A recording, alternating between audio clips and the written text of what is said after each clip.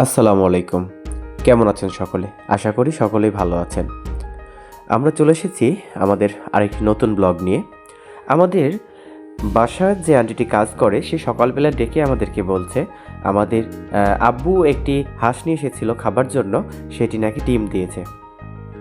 আমি জলদি ছুটে যাই এবং দেখি সে সত্যি ডিম দিয়েছে। তৎক্ষণাৎ আমি আব্বুকে বলি এবং আম্মুকে বলি হাঁসটি যেন না কাটা হয় এবং সে যতদিন ডিম দিচ্ছে তাকে যেন অন্ততপক্ষে রাখা হয়। এবারে আমরা সেখান থেকে মিঠুর কাছে চলে গেলাম। সকাল সকাল মিঠুকে নিম পাতা খেতে দিই, কারণ অনেক দিন থেকে তাকে নিম পাতা দেওয়া হয়নি। তার শরীরের জন্য অনেক উপকার এটি। মিঠু অনেক ভালোবাসে, এক কথায় নিম পাতা, নিমের ডালগুলো চিবিয়ে চিবিয়ে খেতে তার অনেক ভালো লাগে। তার কাছে ক্যামেরা নিয়ে গেলেই সাথে সাথে সে নিজের অঙ্গি ভঙ্গি চেঞ্জ করে, সে চেষ্টা করে তার নিজের প্রতিচ্ছবি আমাকে ভালোভাবে ফুটিয়ে তোলো, এইরকম কিছু একটা সে চেষ্টা করে। অনেক ভালো লাগে তার আকৃতি বিকৃতিগুলো। সে অনেক মজা করে আমাদের সাথে খেলাধুলা করতে। এবার আমরা সেখান থেকে চলে যাচ্ছি আমার ঢাকা থেকে নিয়ে আসা বোম্বাই কবিতরের কাছে। ফুটফুটে তার দুটি সুন্দর বেবি হয়েছে, অনেক সুন্দর লাগছিল সেগুলোকে।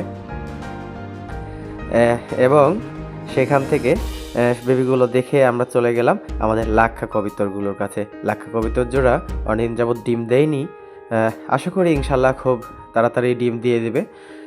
আমি চিন্তা করেছি এবং আমার ফ্রেন্ড বলতেছিল যে তাদেরকে cod liver well, vitamin E cap এগুলো দিলে নাকি খুব তাড়াতাড়ি সে ডিম বাচ্চা করবে। এবং আমার এই ওই যে লাক্ষা দুটো দেখালাম আপনাদের, সেটারই এটা বাচ্চা।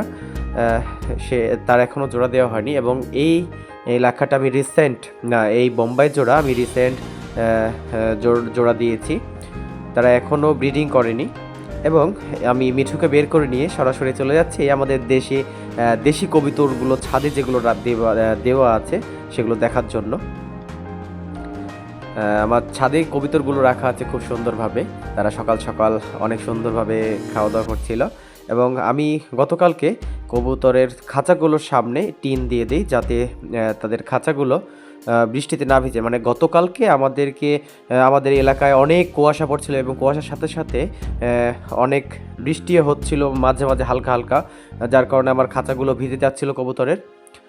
তাই আমি ওটা পুরোটাই ঘিরে দিয়েছি এবং আমাদের কবুতরগুলোর সাথে কিছু চড়ুই পাখি এসেছিল, তারাও খুব মজা করে সেখানে গোসল করছিল, খাওয়া দাওয়া করছিল, অনেক ভালো লাগছিল। সকালবেলা পশু পাখি নিয়ে জীবনযাপন এবং চারিদিকে গাছপালা থাকলে সত্যি অসাধারণ। আজকের মতন এখানেই, টাটা।